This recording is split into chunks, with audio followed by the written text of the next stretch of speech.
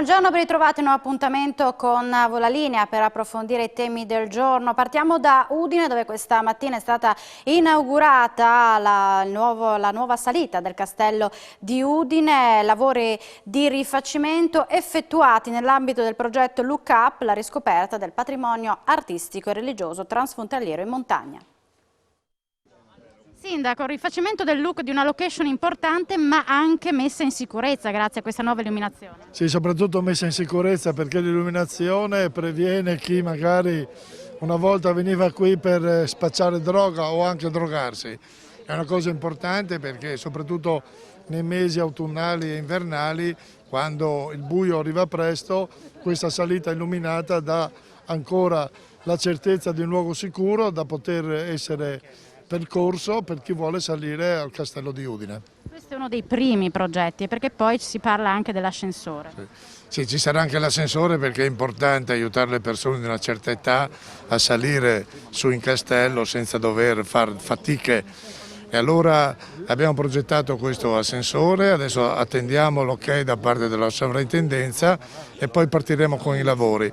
Sarà un ascensore che parte da piazza Primo Maggio e sbuca proprio vicino alla casa della contadinanza sul piazzale del castello. Questo è un progetto voluto dall'amministrazione comunale con il contributo della Regione e non solo. Sì, la Regione ci sta dando una mano, però è un'idea nostra perché abbiamo sistemato il castello nelle facciate grazie alla Danieli, adesso abbiamo fatto questa sistemazione per quanto riguarda la salita pedonale sul lato piazza Primo Maggio, l'ultima cosa che manca è proprio l'ascensore, quindi pensiamo poi di aver completato e reso accessibile un luogo importantissimo e bellissimo.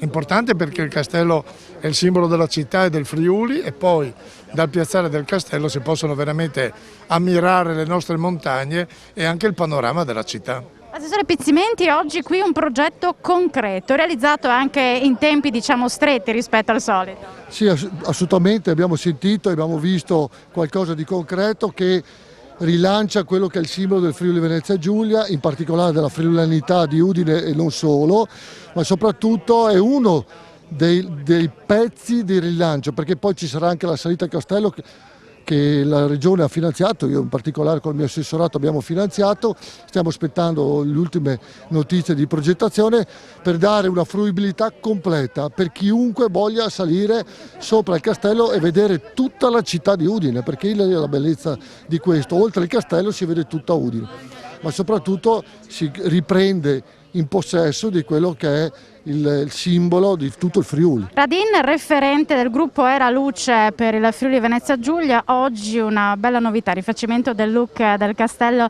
di Udine, un ulteriore biglietto da visita per questa città.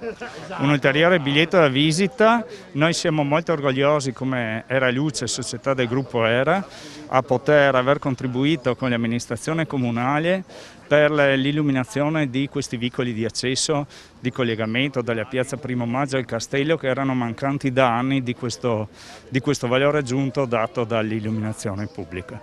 Ecco, molto orgogliosi di aver potuto contribuire con personale locale dislocato presso l'ex AMGA che fa parte del grande gruppo Era.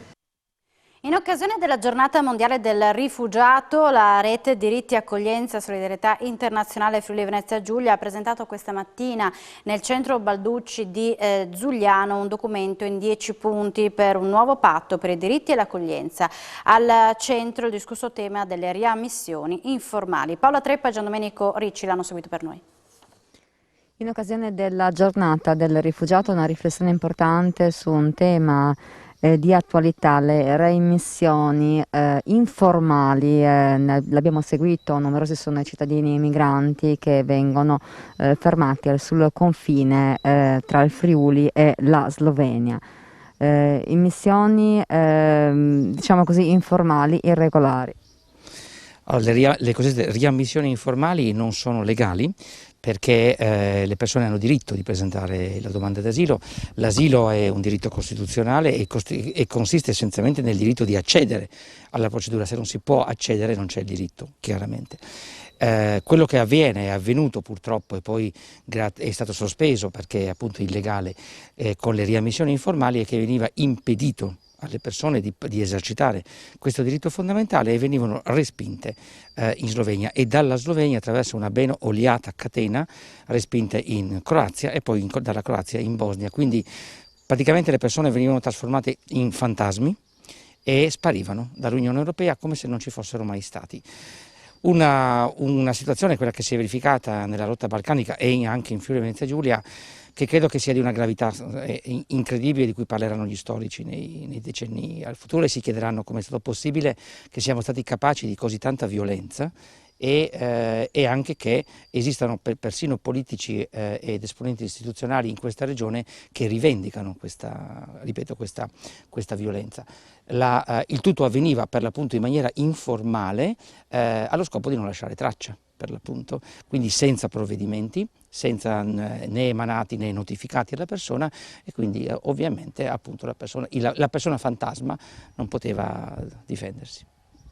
Ecco, un nuovo patto europeo per i diritti dell'accoglienza, un documento, che cosa proponete?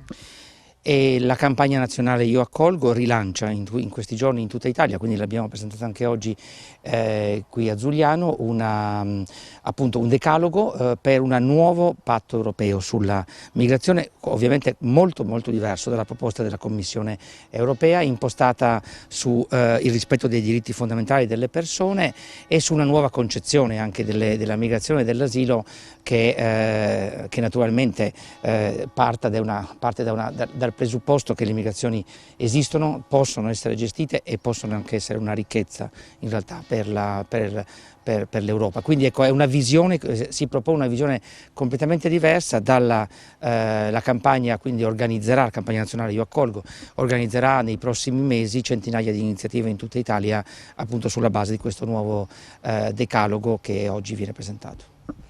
L'Europa soffre di denatalità, però il migrante viene comunque accolto, sfruttato dal nord al sud dell'Italia in lavori che gli italiani non vogliono fare più. Sì, noi siamo dentro questo circuito per cui per l'appunto abbiamo un enorme bisogno, no? Di presenza di persone straniere per ragioni legate appunto alla denatalità e anche alla forbice che è in aumento fra popolazione attiva e popolazione inattiva, ma a queste persone impediamo di arrivare regolarmente. Quando sono arrivate le clandestinizziamo, ci costruiamo sopra una campagna di demonizzazione. Sostanzialmente questo è finalizzato per l'appunto a renderle sostanzialmente schiave. Il lavoro nero e il lavoro dell'estremo sfruttamento non è un fatto dovuto così a qualche gruppo malavitoso che sfrutta, è dovuto a un'impostazione normativa, no, che essenzialmente produce questo circuito infernale per le persone. L'aperitivo Nonino Botanical Drink, 100% vegetale, 0% coloranti, ha ottenuto riconoscimento di aperitivo dell'anno 2021, del primo aperitivo italiano ad aver ricevuto questo riconoscimento internazionale dal più importante gruppo editoriale tedesco del Wine and Food. Su 120 aperitivi e distillati partecipanti alla selezione. Ieri tutta la famiglia Nonino ha voluto festeggiare questo grande riconoscimento alle Fucine Caffè Bistrò di Butrio.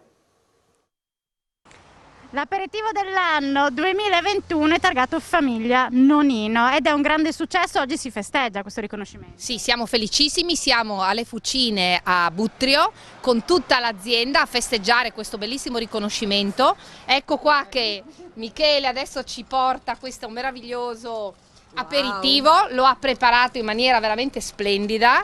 Siamo molto felici perché è stata una selezione importante, 120 aperitivi distillati da tutto il mondo, quindi un riconoscimento che ovviamente ci ha riempito di gioia e ci dà il giusto sprint per ripartire in questo periodo di riaperture, di possibilità di stare di nuovo insieme, di convivialità, e quindi noi abbiamo colto l'occasione al volo per poter anche condividere con tutti i nostri collaboratori. Un omaggio alle donne, anche l'etichetta. Certo, sicuramente, non solo, ha un doppio significato. L'abbiamo elaborato la nostra generazione, noi tre sorelle, per cui rappresenta noi tre sorelle e le tre generazioni che sono presenti adesso in azienda, per cui Giannola e Benito, noi tre sorelle e Francesca e i nipoti che poi arriveranno. Nel relais chateau più importante di Francia, le Chèvre d'Or, l'aperitivo nonino Golden Spritz viene proposto come welcome drink, e questo è pazzesco se pensiamo a come i francesi solitamente siano piuttosto resti a celebrare prodotti italiani. Questo per dare un'idea di quanto l'italianità comunque sia amata nel mondo, e di questo siamo estremamente felici. Ho ripreso questa linearità, abbiamo inserito i bicchieri e ho voluto riproporre i tre volti, un po' per omaggio alle tre sorelle, un po' anche perché è la terza generazione di donna che si dedica alla distillazione, la nonna Silvia, poi Giannola e adesso le tre sorelle.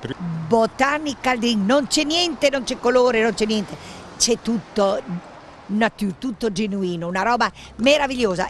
Loro lo bevono con le bollicine, champagne, io invece con l'acqua tonica. Brindo a tutto il mondo e vi auguro a tutti una cosa: il premio Nonino, nato nel 1976, nato per sottolineare la permanente attualità della civiltà contadina intesa come rispetto dell'aria, della terra, del cibo, degli usi, dei costumi, delle tradizioni, per non perdere la nostra identità. E auguro a tutti, ma soprattutto alle generazioni giovani come voi, di riscoprire il vero valore della parola amore. Il prodotto è meraviglioso, ma la storia che c'è dietro è qualcosa di super. Mi emoziona ogni volta. Allora brindate! Scusa! L'anno 2021! No! Al premio Nonino 2022! Noi ci separiamo per la pubblicità, ci vediamo tra poco.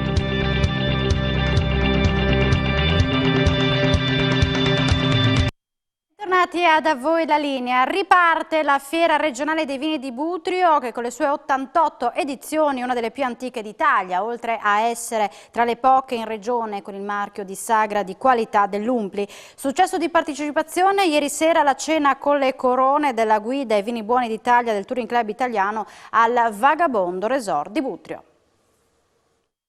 Ci troviamo a Butrio nella splendida location del Vagabondo Resort perché riparte la Fiera Nazionale dei Vini di Butrio 2021. Siamo con Tiziano Venturini, assessore comunale alle città del vino, promozione turistica e sviluppo economico. Dunque si parte finalmente, però naturalmente in sicurezza. No, assolutamente sì, ci abbiamo pensato fino alla fine.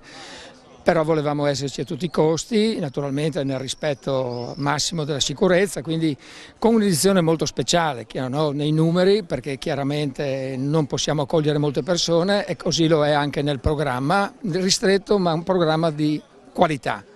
Abbiamo pensato e pensiamo che così sarà anche il futuro, la possibilità di fare gli eventi sia in presenza che online. Quindi inizieremo sabato mattina con un talk show.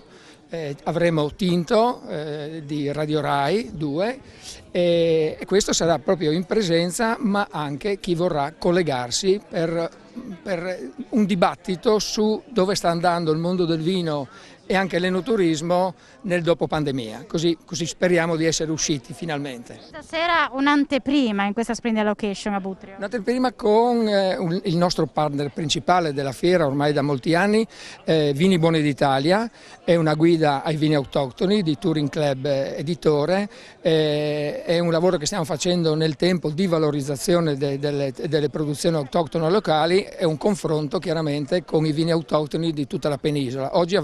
Stasera avremo in degustazione ben 114 vini che arrivano da tutta Italia. Come si fa a scegliere il miglior vino? Ma io non dico mai che c'è il miglior vino in assoluto, diciamo che noi dei 30.000 vini che riceviamo in degustazione mediamente annualmente ne portiamo 750-800 che hanno superato i 90 centesimi. All'interno di quelli sicuramente eccellenze ce ne sono, una in particolare 2 anni fa quando ero qui in degustazione mi ha fatto balzare dalla sedia ed era un Pignolo, non dico ovviamente del prodotto produttore, ma è veramente un grandissimo vino che ho assaggiato. Noi come banca non possiamo che esprimere la nostra piena soddisfazione nell'affiancare questa bella iniziativa ormai da tanto tempo, da moltissimi anni, e lo facciamo ancora più con piacere quest'anno, perché è un anno particolare, anomalo, in cui c'è il bisogno di ripartire, il bisogno di ritrovare la socialità e la convivialità, e credo che il vino sia un elemento di socializzazione, di convivialità, e soprattutto va fatto un plauso agli organizzatori, no, per questo evento, che credo che abbia il pregio di valorizzare il nostro territorio, di farlo conoscere. Questa sera credo che degusteremo vini anche di altre regioni, quindi un momento anche di conoscenza del nostro territorio, di farlo conoscere al di fuori dei nostri territori regionali, e dopo soprattutto mette in vetrino uno di quelli che è l'eccellenza del nostro territorio, che è proprio il vino.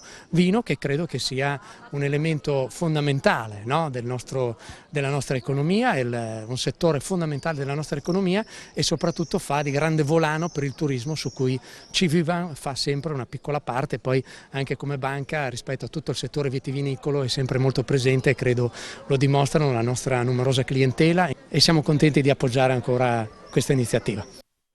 Donato oggi al CRO di Aviano un fibrolaringoscopio acquistato grazie a una raccolta fondi promossa da Civibank e dalla famiglia di Sara Buttelli, scomparsa a 23 anni in seguito a un tumore del cavo orale.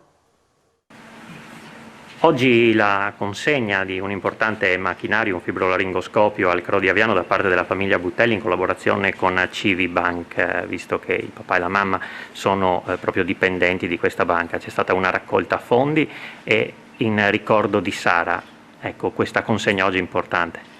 Sì, per noi è molto importante, perché in questo centro che abbiamo frequentato per 4 anni e mezzo eravamo veramente debitori. I nostri colleghi, il circolo dei nostri colleghi, Civibank ha portato avanti questa iniziativa, ma il grosso l'ha fatto la nostra banca, la nostra presidenza e direzione, quintuplicando l'importo che era stato già raccolto in 2 giorni. Questo ha fatto sì di poter comprare questo apparecchio così importante che Sara ha utilizzato per tanto tempo. E come diceva l'equipe medica, il dottor Franchi, loro avevano bisogno di uno strumento di nuova generazione adatto ai bambini, e proprio ce lo ha spiegato, non era né adatto, era rigido, non era flessibile, e quindi con l'augurio che possa servire per fare delle diagnosi più approfondite, più precise. Questa donazione per noi è importantissima, un centro che ci ha accolto, che non ci ha fatto promesse, non ci ha fatto illusioni, ma un'equipe medica che è partita insieme ai medici, ai infermieri, ai volontari, ai ricercatori, e hanno sempre sostenuto e ci hanno sempre sostenuto e aiutato. Qui Sara era Sara, non era... Non l'ho mai chiamata per cognome o per numero di matricola o data, ma tutti la conoscevano e tutti ci sono stati vicini e sono stati al nostro fianco. La speranza c'era della guarigione, purtroppo non è stata, ma di sicuro loro hanno fatto tutto quello che si poteva e volevano fare, l'hanno fatto moltissimo, senza fare nessuna privazione, e non le hanno mai detto sei ammalata, l'hanno sostenuta e ci hanno guidati come persone, con molta serietà e dignità. Questo le siamo sempre molto riconoscenti. Sì, è stata un'iniziativa molto importante e molto sentita, di cui vogliamo ringraziare, perché sentiamo molto forte la vicinanza del territorio all'istituto, un istituto che comunque lavora in modo intenso ed è sempre accogliere i pazienti e le famiglie dei pazienti, perché quando uno entra in un istituto come questo ha bisogno, oltre alla cura, anche di sapersi curare la famiglia e capire quali possono essere le problematiche e le difficoltà. Noi siamo molto contenti di questa iniziativa, che vede insieme, oltre a una famiglia che ha avuto un'esperienza dolorosa all'interno dell'istituto, con un soggetto privato, una banca, che rappresenta per noi un momento di collaborazione importante verso il territorio e che sentiamo sempre molto vicino e molto presente. Vedere una famiglia impegnata nel ricordo della figlia che purtroppo è mancata, ma ha potuto conoscere questa struttura, farsi curare, vivere all'interno di questo istituto con le parole in particolare della madre, è un'ulteriore dimostrazione come il percorso di salute sia complesso e non si limiti esclusivamente all'aspetto della diagnosi e della cura in senso stretto. Quindi senz'altro una testimonianza straordinaria della quale tutti quanti dobbiamo fare tesoro. Ed ora andiamo a Marano Lagunare, una delle riserve naturali che sono meno state intaccate dall'uomo sono quelle di Valle Grotari e Vulcà, un tempo valida pesca, poi al centro di un progetto mai realizzato per la creazione di una marina, adesso l'area è al centro di un progetto di recupero per favorire la biodiversità. A raccontarci la storia un pescatore di Marano, Beppi Milocco, intervistato da Paola Treppo. La Valle Grotari in precedenza era uno specchio d'acqua lagunare.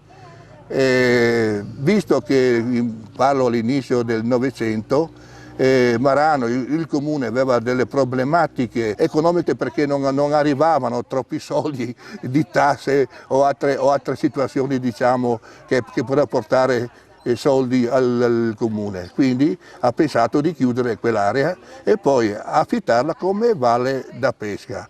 Cosa significa valle da pesca? Praticamente è un allevamento estensivo di varie specie, quelle molto più importanti e comuni comunque qua nella nostra laguna. Quindi fatto questo, per tantissimi anni si sono succeduti di affittuari. Fino alla fine, qua arriviamo al 2000 circa, visto che in pratica nessuno voleva acquisirla come affittanza, il comune ha pensato prima di creare una darsena per dare una risposta sia economica, diciamo, un investimento sul lavoro, quindi creare posti di lavori e magari creare anche un indotto della nautica per poter in qualche maniera, affittando questi posti barchi, e fare, diciamo, dare anche un sviluppo al turismo. Solo che praticamente a un certo punto c'è stata una scelta diversa, perché c'è stata quella scelta di creare questo piccolo biotipo, questa riserva un po' particolare, e quindi va conservata come, diciamo, una piccola oasi o un piccolo parco. La scelta io non sto qui a discutere, vedo che la gente apprezza e vedo, mi auguro un buon futuro che in qualche maniera attiri comunque un turismo particolare, un turismo ambientale che comunque porterà una certa economia anche qua a Marano, che ne abbiamo bisogno. Siamo in chiusura, prossimo appuntamento con informazioni di Telefriuli alle 16:30, buona giornata, arrivederci.